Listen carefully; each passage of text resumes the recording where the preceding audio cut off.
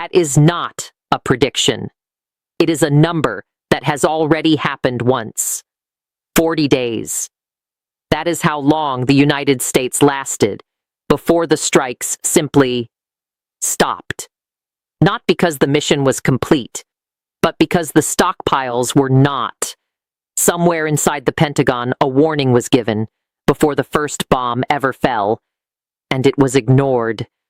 What happens when the world's most powerful military runs out of the one thing war requires most? Stay with us. Before we go further, welcome to WW3 Global Report. Now, if you are the kind of person who has lived through enough history to know when something serious is unfolding, you already understand why this channel exists. We are not here for noise. We are here for the facts, laid out plainly, the way they deserve to be. So, if you believe the truth still matters, do an old-fashioned favor for us. Press that subscribe button. It costs you nothing, and it means everything to this work continuing. And tell us in the comments, from which city, which country are you watching this from today? We would truly like to know who is sitting with us for this one. Now, let us begin. On June 17th, a document was signed that would quietly reshape the balance of power in the Middle East. On paper, it was called a Memorandum of Understanding. In reality, analysts studying the agreement describe it as something far more serious, a surrender document, dressed up in diplomatic language. The timing matters.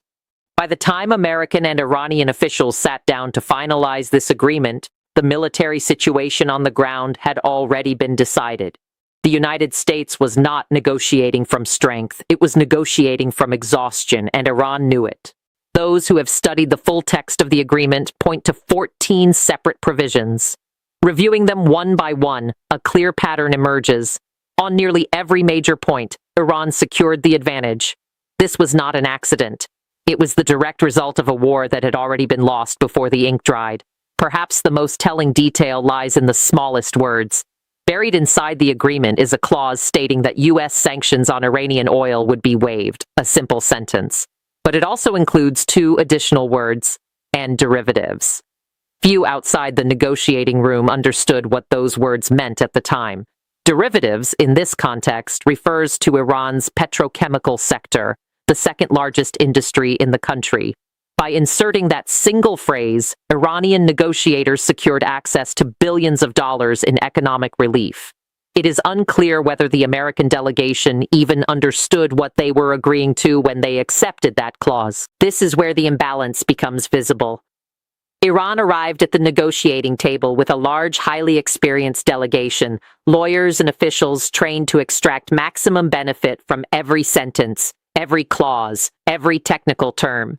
The American side, by contrast, brought a small team, one shaped more by real estate deal-making instincts than by the fine print of international law and sanctions policy.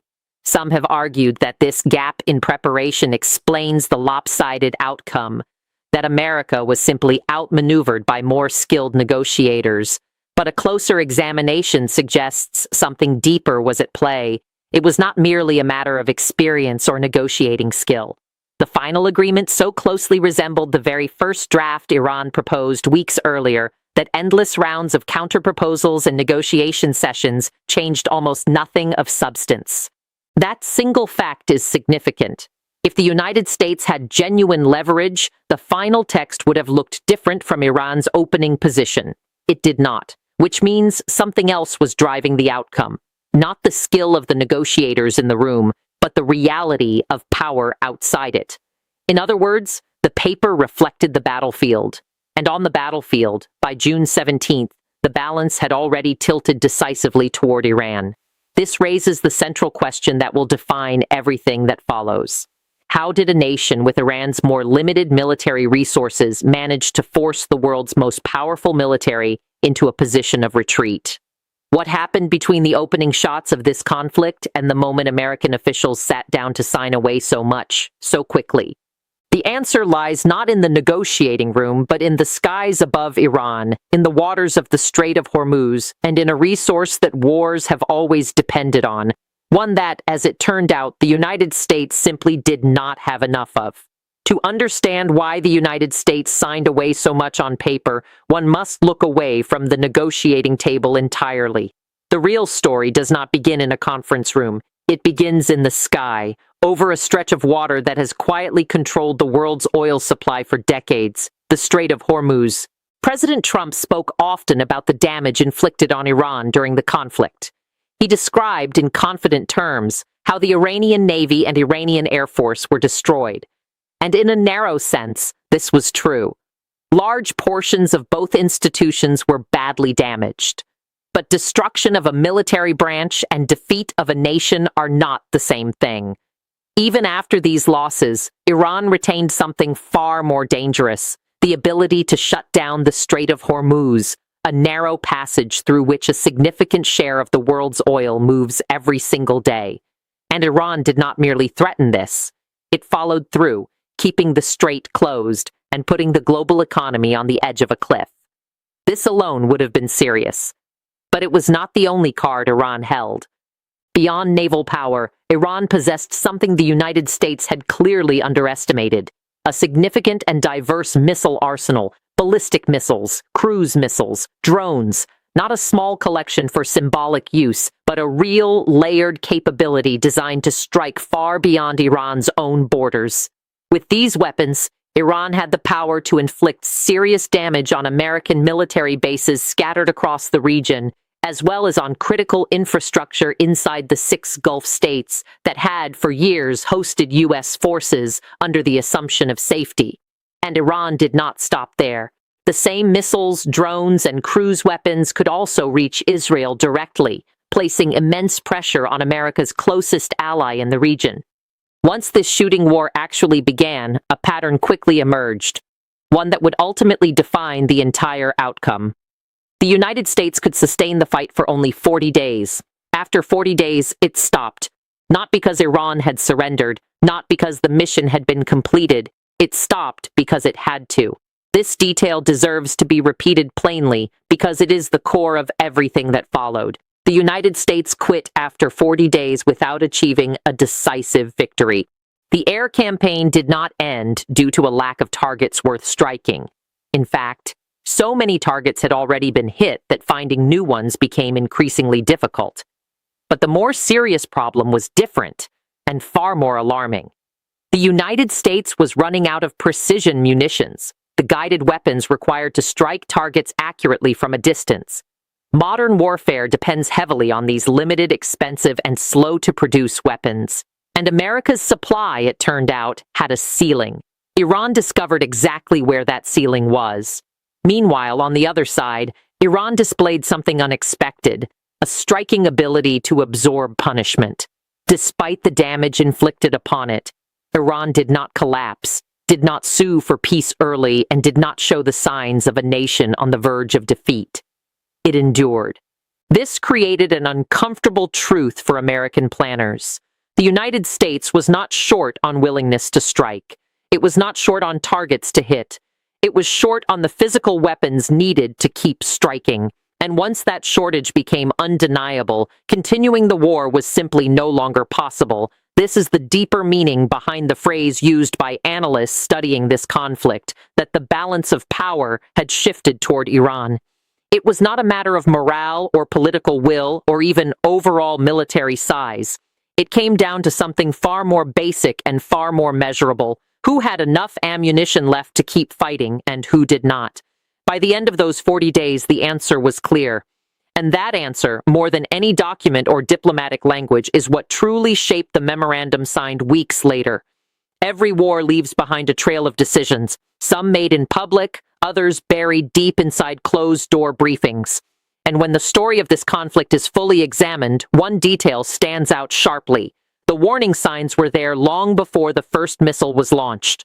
Months before the war began, General Caney, the chairman of the Joint Chiefs of Staff, raised a concern that would later prove devastatingly accurate. Before February 28th, when serious discussions about striking Iran were already underway, Caney made it clear to those around him that the United States had a real problem: a shortage of munitions needed to sustain a prolonged war against Iran. This was not a vague worry. It was a specific, documented concern raised by the most senior military officer in the country. And yet, the war happened anyway. This raises an uncomfortable question. If the nation's top military officer was warning about ammunition shortages before the war even started, why did the United States proceed regardless? The answer appears to lie in a divide that existed within the highest levels of government itself. While Caney showed little enthusiasm for this conflict, others pushed forward with confidence. Evidence suggests that Defense Secretary Hegseth was among the strongest advocates for military action, standing in contrast to more cautious voices within the Pentagon. According to detailed reporting from that period, most of the president's advisors, with the notable exception of Hegseth, believed that launching a war against Iran in the manner it unfolded on February 28th would not succeed. Despite this internal skepticism, the decision moved forward. Reporting points to a smaller, more determined group, namely Hegseth, alongside Israeli Prime Minister Netanyahu and Mossad chief David Barnea, as the primary voices who convinced President Trump that this course of action was the right one. In hindsight, the warnings ignored inside the Pentagon were not minor technical details. They were the exact issue that would later force the United States to halt its campaign after just 40 days. But the consequences of this war did not stay confined to Washington. They rippled outward, reaching 6 nations that had, for decades, built their entire security strategy around one assumption, that the United States could protect them. Before the war, the Gulf states appeared to sit inside a formidable American security umbrella. Numerous U.S. bases were positioned across the region, seemingly capable of projecting serious power against any threat, including Iran. On February 27th, alliances looked strong, and few observers anticipated how quickly that structure could unravel. Then the war began, and almost overnight, that carefully built alliance system was tested in ways nobody expected. The majority of American bases throughout the region were badly damaged or destroyed outright. For the Gulf states, the message was unmistakable.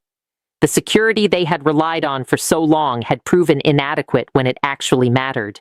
This realization is already reshaping how these nations think about their future. It is becoming increasingly clear that continuing to depend heavily on the United States for protection is no longer a realistic strategy.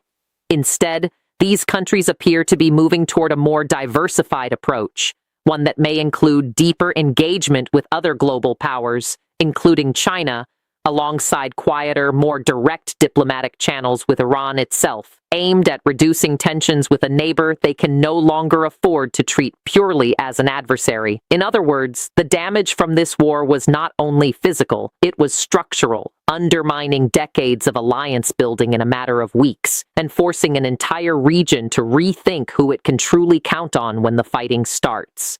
2 days after the war's consequences had already reshaped the region, Prime Minister Netanyahu stood before an audience and made a statement that revealed far more than he perhaps intended. Speaking about his vision for the country's future, he declared that there was no room for 2 states, repeating the phrase, "from the sea to the Jordan," to emphasize that the entire territory should remain under Israeli control. On the surface, this sounded like confidence, a leader outlining an ambitious, uncompromising vision. But a closer look at the surrounding circumstances tells a very different story. One of a leader doubling down publicly, even as the reality on the ground moves further from his stated goals. Netanyahu is not a man lacking in political awareness. Those who have studied his career closely believe he understands, privately, that his broader vision, often referred to as the Greater Israel Project, is not unfolding as planned. He is, by most accounts, sophisticated enough to recognize the setbacks his country has faced. He knows Iran was not decisively defeated. He knows that in southern Lebanon, Hezbollah continues to inflict real and significant casualties on Israeli forces. He knows that the Israeli military, after prolonged engagement across multiple fronts, shows clear signs of exhaustion. And despite the intense and devastating military campaign carried out in Gaza, a campaign widely described as amounting to genocide, Hamas has not been eliminated. It remains, according to available assessments, a formidable fighting force. This alone undermines any narrative suggesting that Israel's broader military objectives have been successfully achieved. Taken together, these facts make it extremely difficult to argue that the greater Israel vision is progressing smoothly. Yet Netanyahu continues to speak as though it is. This pattern is not new for leaders facing mounting setbacks. When a leader privately recognizes that his country is in a difficult position, but faces intense internal and political pressure not to show weakness, a common response emerges: escalation. Rather than pulling back, the pressure increases to press forward, to project strength publicly, even as the situation privately deteriorates. This is precisely the pattern now shaping Israel's near-term trajectory. Analysts following the situation closely see little reason to expect a shift toward de-escalation. Instead, the likely path forward involves continued conflict, more military engagement, more suffering, and by many assessments, continued acts that fall under the definition of genocide in Gaza. There is, however, a significant complication tied directly back to the broader U.S.-Iran situation. For the fragile understanding between Washington and Tehran to hold, Iran has made clear what it expects from Israel: a withdrawal from southern Lebanon and an end to bombing operations in South Beirut. Some of these demands have been partially met. Bombing in South Beirut appears to have paused, at least for now, but Israeli forces have not withdrawn from southern Lebanon, and this unresolved issue continues to strain the broader arrangement between the United States and Iran. This places Netanyahu in an unusual position. He is not attempting to drag the United States back into direct war with Iran. Restarting that bombing campaign is widely viewed, even within U.S. policy circles, as an unacceptable risk, essentially a non-starter. Instead, his continued military activity in Lebanon is complicating Washington's efforts to stabilize and solidify the very agreement it signed weeks earlier. In the end, this is a leader caught between two realities: the private acknowledgement of setbacks and the public refusal to show any sign of retreat. And as history has repeatedly shown, when that gap between private truth and public posture grows too wide, the response is rarely restraint. It is almost always escalation.